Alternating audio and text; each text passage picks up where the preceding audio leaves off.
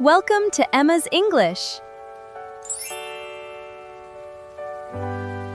Hey, English learners! Welcome back to Emma's English Talk, your cozy little place to learn real, everyday English through natural conversations. I'm Emma.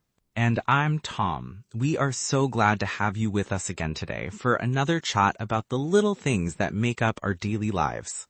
Today we are diving into a topic that I think is incredibly relatable for a huge portion of our audience, especially those who rely on a certain accessory just to see the world clearly. Oh, I know exactly what you mean, Emma, and as someone who has been wearing them since middle school, I feel personally targeted by today's subject. Yes, we are talking about the endless, daily, highly frustrating struggle of wearing eyeglasses, specifically the battle against smudges, dust, and fog. It really is a constant battle, isn't it? People who don't wear glasses think you just put them on your face and go about your day, but it is so much more complicated than that. It truly is. Just this morning, I sat down with my warm cup of coffee, ready to read some articles, and the second I took a sip, my entire vision went completely white. Ah, the classic hot beverage steam trap. It is like an instant fog screen has been pulled over your eyes. Exactly. And then you have to make the crucial decision of whether to wait for the fog to clear naturally or take them off and wipe them. But if you decide to wipe them, you open up a whole new can of worms, because finding the right material to clean them with is an adventure in itself. Oh, absolutely. You look around, and of course, the proper cleaning cloth is nowhere to be found, so you resort to whatever fabric you are currently wearing. Which is usually a terrible idea, but we all do it anyway because we are impatient and just want to see. We do, and half the time we end up making it worse by smearing whatever oils were on our fingers or the fabric directly onto the center of the lens. It is a universal human experience for glasses wearers, and I think it is the perfect topic for us to explore in detail today while sharing some advanced vocabulary. I couldn't agree more, Tom. So let's get right into the heart of this smudgy situation and talk about how these tiny pieces of glass can dominate our daily focus. Let's do it. I have so many stories about this, and I'm sure our listeners who wear glasses are nodding their heads in agreement already. I'm sure they are. It's one of those minor daily struggles that really connects us all. It definitely does. Even when you think you are taking perfect care of them, something always happens to disrupt your crystal clear view. Yes, like walking outside into a humid day, or worse, cooking a nice pasta dinner and opening the oven door. Oh, the oven blast of steam is the absolute worst. It's actually a bit dangerous if you're not prepared for it. It really is. You're standing there expecting to check on your roasted vegetables, and suddenly you are completely blind and holding a hot tray. It's a miracle we survive these kitchen adventures, to be honest. It really is, and it makes you realize how much we take clear vision for granted until it's suddenly taken away by a layer of condensation. Absolutely. It's a constant reminder of our dependence on these little frames. Exactly. So let's break down these daily struggles step by step and look at why it's such a persistent challenge for so many of us. You know, Emma, one of the things that bothers me the most is how quickly a smudge can appear on my lenses without me even noticing how it got there. I know, you can be sitting completely still at your desk, not touching your face at all, and suddenly there is a giant fingerprint right in your line of sight. It makes no sense. I often find myself wondering if some invisible force is just coming by and touching my glasses when I look away for a second. Maybe it is the glasses fairy, except instead of leaving money, she just leaves greasy smudges right where you need to look. I would believe that. And the worst part is when you go hours without realizing your glasses are dirty, and then you finally clean them and realize how beautiful the world actually is. That happened to me yesterday. I was walking around all morning completely oblivious to the fact that my left lens was covered in a film of dust and oil. Oblivious? That means you were totally unaware of it, right? Yes, exactly. I was completely unaware and not paying any attention to the state of my glasses until I looked in the mirror and saw the mess. It is amazing how our brains can adapt to a dirty lens and just try to filter out the smudge,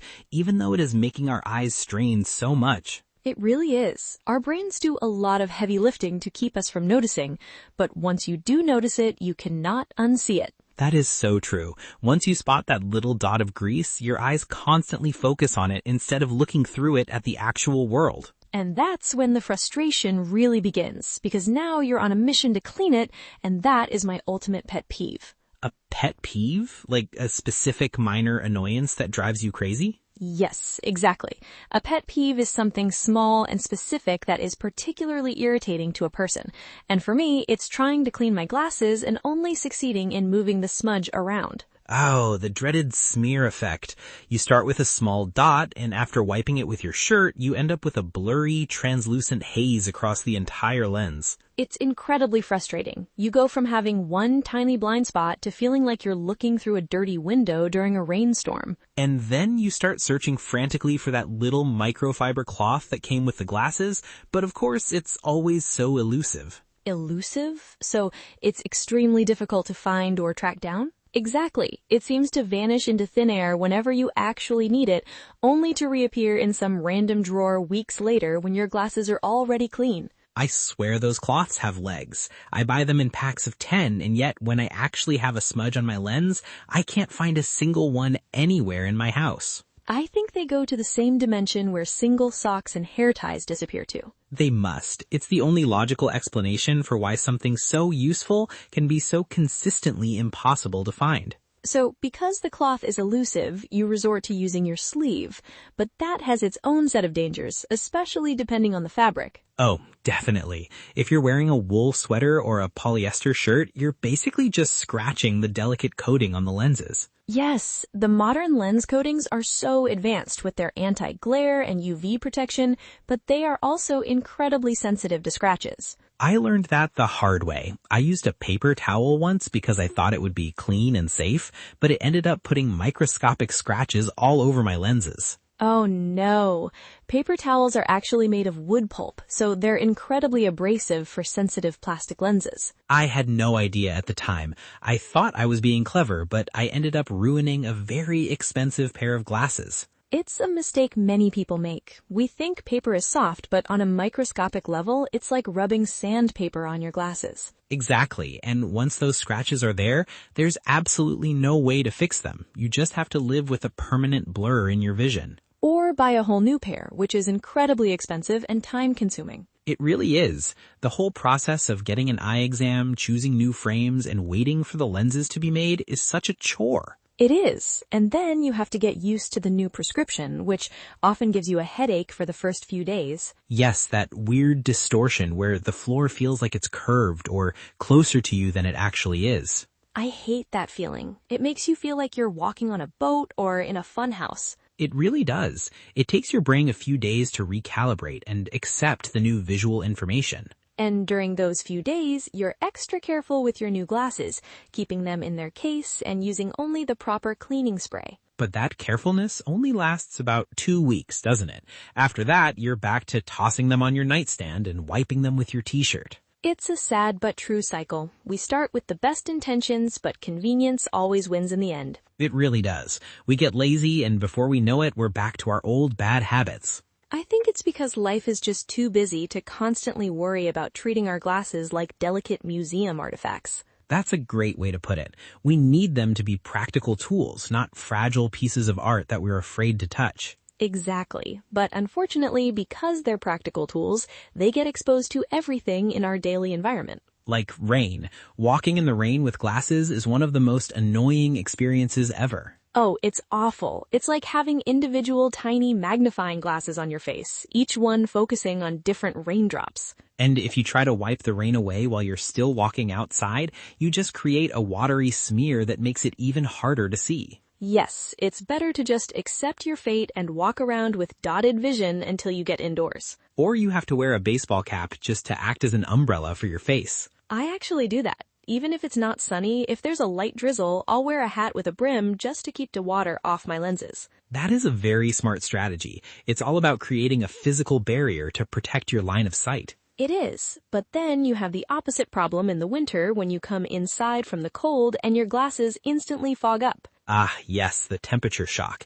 You walk into a warm coffee shop feeling freezing cold, and suddenly you're completely blind because of the condensation. It's so awkward because you want to look cool and walk in confidently, but instead you're stumbling over tables because you can't see a thing. And you have to stand there awkwardly taking off your glasses and waiting for them to warm up to room temperature. While everyone else in the shop is staring at you, or at least you think they are, but you can't actually tell because you can't see them. That is the ultimate irony of wearing glasses. You need them to see if people are looking at you, but you can't use them because they're fogged up. It really is a comedy of errors sometimes.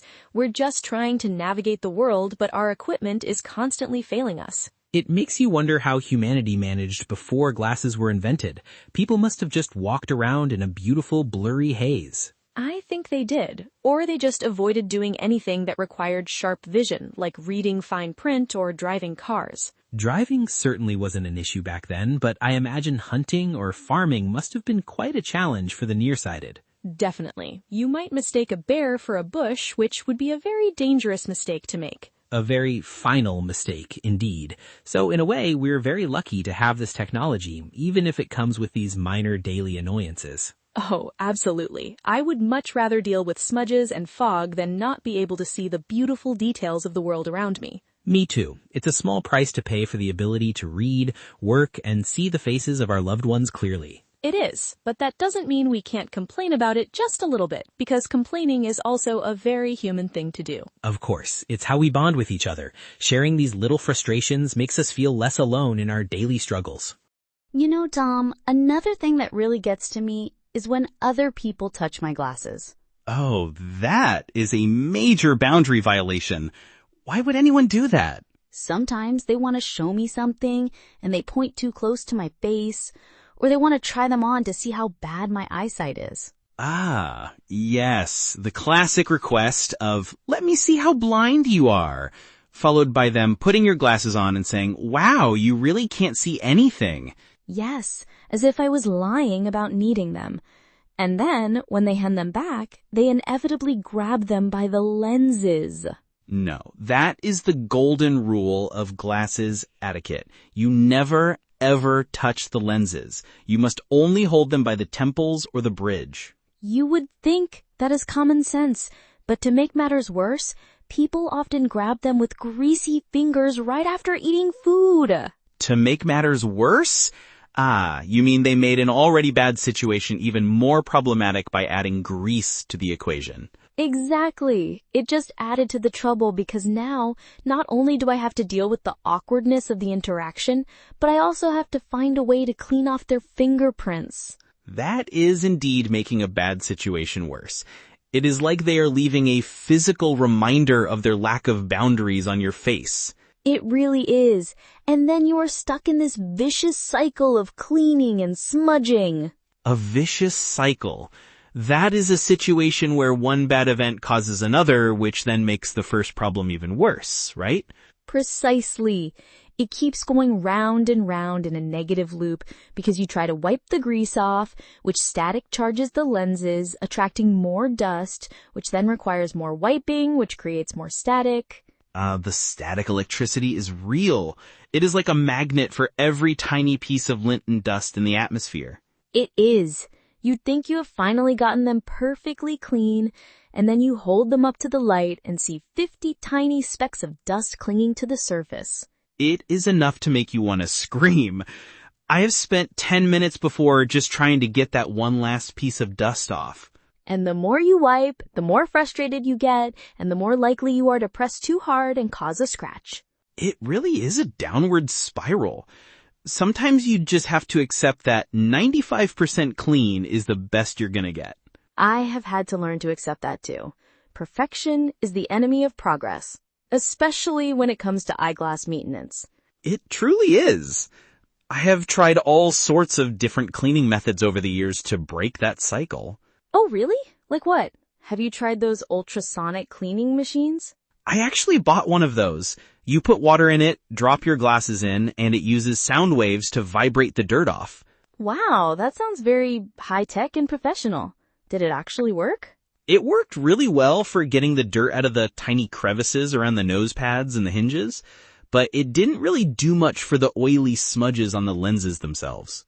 Ah, because oil doesn't just float away with water and vibration. You need some kind of surfactant or soap to break it down. Exactly. So I still had to use soap and water afterward, which kind of defeated the purpose of having a special machine. That is a shame. I was hoping you had found the magic solution to all our problems. I wish. If I ever find a magic solution, I will be sure to share it with the world and become a billionaire. Please do. You would have a customer for life in me, and probably in millions of other people around the globe. Until then, I think the best method I have found is just using a tiny drop of basic dish soap and warm water in the kitchen sink. Really? Just regular dish soap? Doesn't that damage the coatings? No, as long as it is plain dish soap without any harsh chemicals or scrubbers, it's actually recommended by many optometrists because it cuts through the facial oils perfectly. That makes sense. Dish soap is designed to cut through grease on plates, so facial oils should be easy for it to handle. Exactly. You just wash them gently with your fingers, rinse them with warm water, and then dry them with a clean microfiber cloth. But the trick is finding that clean microfiber cloth, which we already established is incredibly elusive. Yes, we are back to square one. Even the best cleaning method is useless if you don't have the right tools to finish the job. It is a constant struggle. And for the life of me, I cannot understand why they make those cleaning cloths so small. For the life of me? That means you cannot understand it no matter how hard you try, right?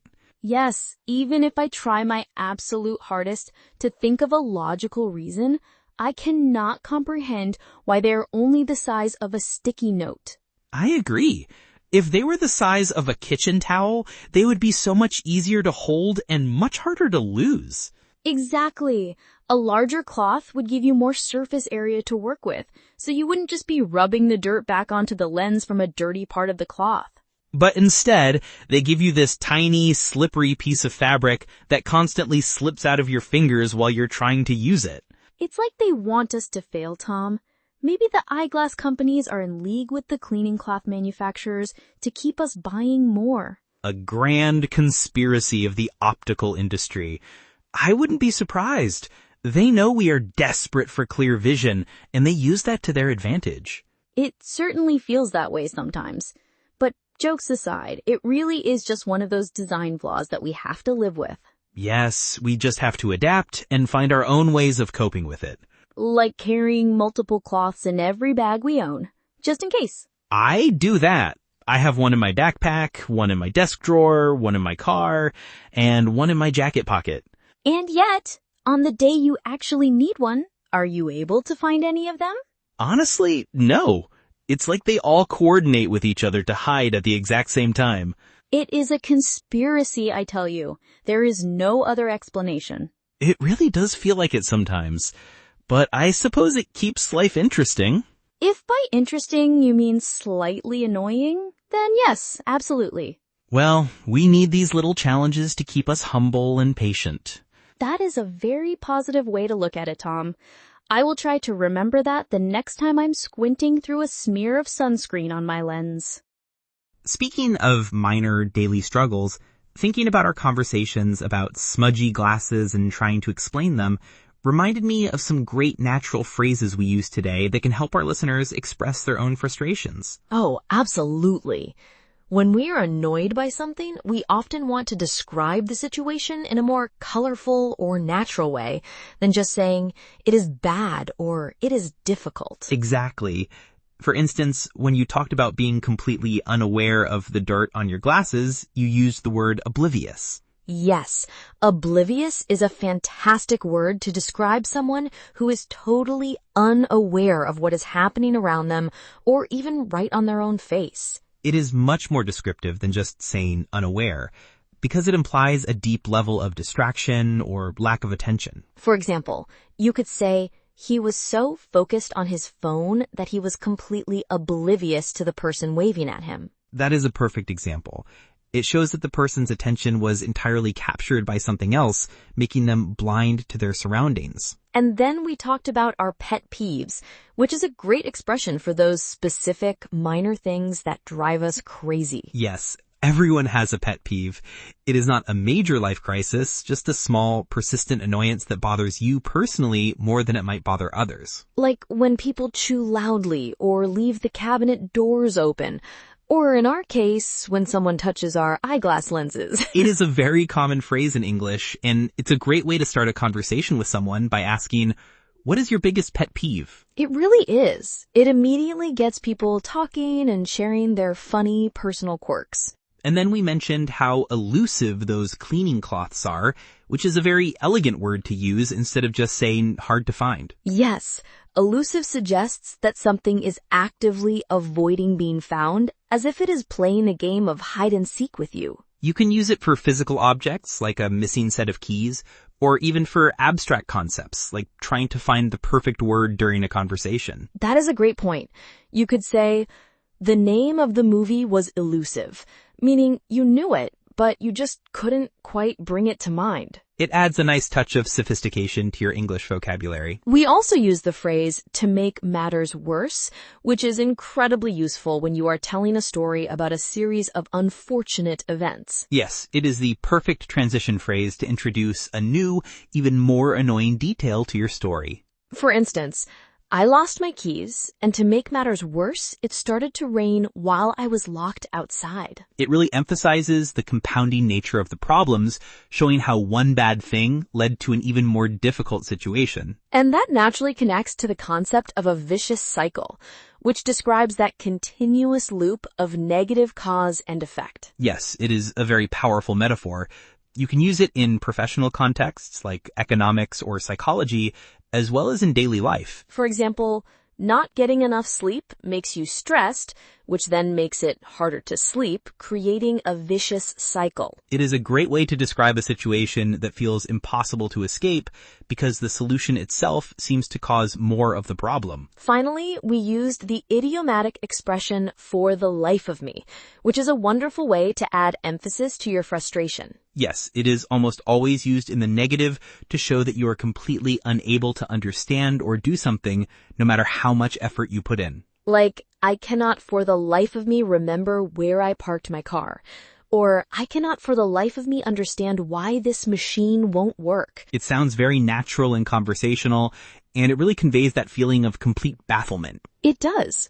Using these kinds of expressions makes your English sound much more nuanced and expressive, moving you closer to that native-like fluency.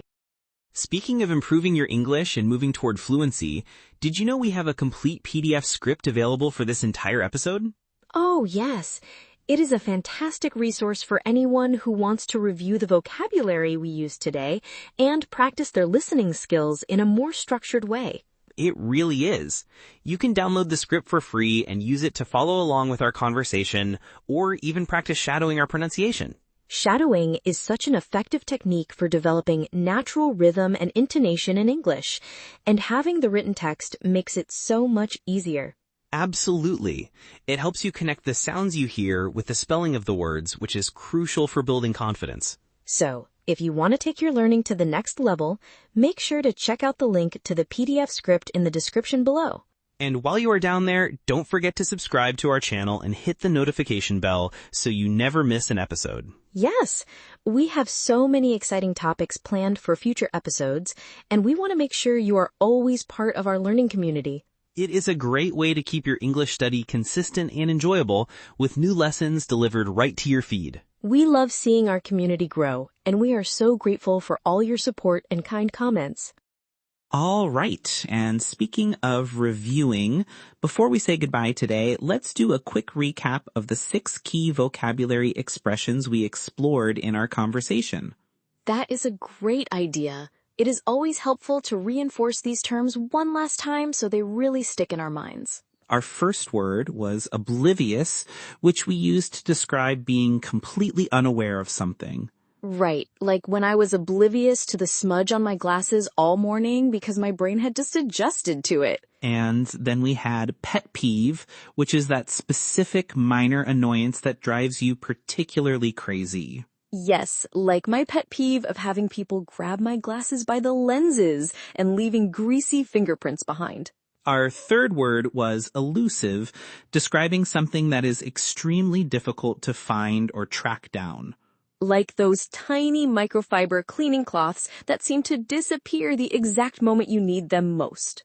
After that, we discussed the phrase to make matters worse, which we used to show how a situation became even more complicated or problematic. Exactly. Like when someone touches your glasses and to make matters worse, they do it right after eating greasy food. Then we talked about a vicious cycle, which is that negative loop of cause and effect, where one bad thing intensifies another. Yes, like cleaning your glasses, which creates static electricity, which attracts more dust, requiring more cleaning, and so on. And finally, we had the expression, for the life of me, used to emphasize that you cannot do or understand something no matter how hard you try. Like how I cannot for the life of me understand why cleaning cloths are made so incredibly small. These are all such useful, natural expressions that you can start using in your own daily conversations right away.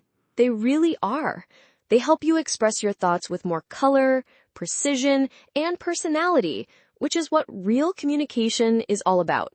Absolutely. And now we want to hear from you, our wonderful listeners. Yes. What about you guys? Do you wear eyeglasses? And if so, what is your biggest daily struggle with them? Or, if you don't wear glasses, what is one of those minor daily pet peeves that you have to deal with constantly? Let us know in the comment section below. We really want to read your answers and hear about your own experiences. Yes, we always love reading through your comments and interacting with you all, so don't be shy. Thank you so much for joining us for today's episode of Emma's English Talk.